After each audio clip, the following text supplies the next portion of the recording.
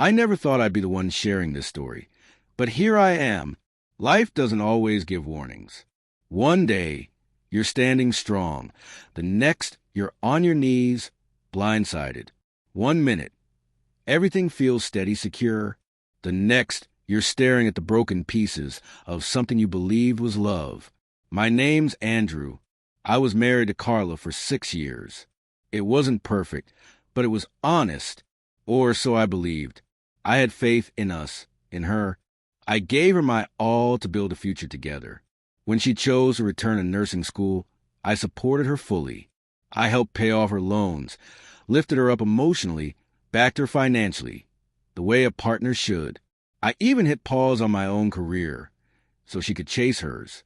A month ago, Carla said she was heading to Miami with her old college friends. A girl's getaway. She said, sunshine, spas, beach drinks, and laughter. Nothing else, she told me with a soft smile. I didn't doubt her. Why would I? We weren't the type to snoop or demand check-ins. We trusted each other. Or maybe I just trusted her blindly. I dropped her off at the airport, kissed her goodbye, told her to enjoy every moment. She smiled and said she'd miss me, but she didn't mean it, because she never really did. The first red flag showed up on day 2 of her trip. I texted her in the morning, no reply. Later that evening, I sent another message, still nothing. When I tried calling, it went straight to voicemail. Hours passed before a text finally came through. Sorry, babe, my phone died. We were out all day. I read it, and something twisted in my gut. Something felt off, small but undeniable. A whisper inside me I couldn't ignore. The next day, truth hit me like a wrecking ball. My friend Marcus sent a message. Bro, isn't this Carla? Attached was a screenshot of someone's Instagram story. I opened it, and my heart stopped. There she was, Carla, laughing, tipsy, dancing, but not with her friends. She was grinding on a stranger's lap at a beach bar in South Beach. His hand was wrapped around her waist like it belonged there. She looked so alive, so carefree, lighter than I'd seen her in months. Then came the next video. They kissed, and not just a peck. A full, fiery kiss, raw, intimate, full of betrayal.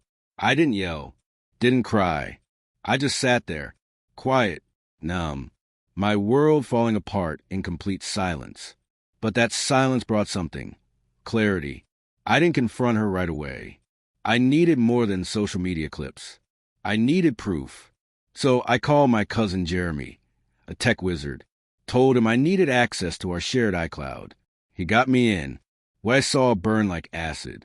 Dozens of messages, flirty texts, heart emojis, plans to sneak away, photos of them together at restaurants, beaches, in bed.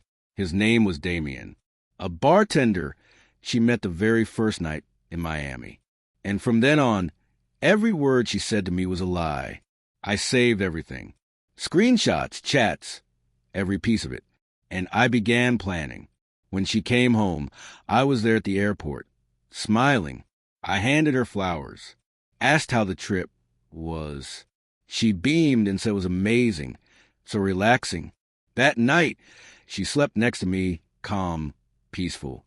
Meanwhile, I lay awake, staring into the dark, a storm inside me.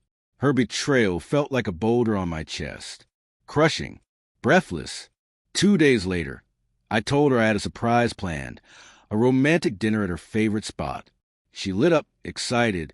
She always loved surprises. We arrived at a private room, warmly lit and quiet. She walked in expecting candles and music. What she got instead was the truth on the table. Printed photos, texts, proof of the affair, and in the center, a handwritten note from me. You didn't just cheat. You ended us. She stood frozen. The color drained from her face. Her hands shook. Tears filled her eyes. Andrew, I can explain, she whispered. I looked at her, the woman I once trusted with my whole heart, and said quietly, No, you made your choice. Explain it to your friends. Then I got up and walked out. She ran after me into the parking lot, crying, begging, Please don't do this. Let's talk. But there was nothing left to say. She burned every bridge, and I wasn't walking through the ashes. What she didn't know was I had already spoken to a lawyer. I had already separated my accounts, changed the locks, and erased her from the life we once shared, because she walked out the moment she chose someone else. That night, she didn't just lose a husband. She lost a man who saw forever in her eyes. She lost the one person who believed in her dreams more than she ever did. Revenge didn't come with shouting or slammed doors. It came quietly, through legal files, through locked doors, through ignored messages, in the silence that follows real loss. As for me, I'm healing. No, I'm not bitter. Just better, wiser. I've learned to trust the voice inside me, the one that quietly said, something isn't right. I won't ignore it again. Because sometimes the loudest truths are the ones we feel, not hear.